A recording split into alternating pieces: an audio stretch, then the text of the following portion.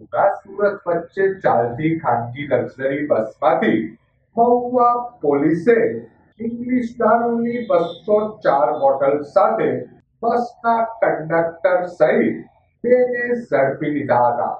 Mahuva police મથકના કાફલાને મળેલ બાતમીના આધારે દેશવડ ચોકડી નજીકથી પસાર થઈ રહેલ વગડિયા દાદા ટ્રાવેલ્સની બસને અટકાવી સાઈડની ડિક્કી તથા ગિયર બોક્સની તલાશી લેતા ઇંગ્લિશ દારૂની નાની મોટી 204 બોટલ મળી આવી હતી.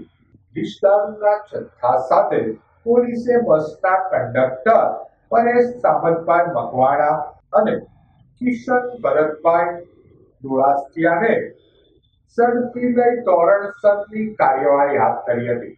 પોલીસે ઇંગ્લિશ દારૂ અને લક્ઝરી બસ મળી કુલ રૂપિયા 25 લાખથી વધુનો મુદ્દામાલ કબજે કર્યો હતો.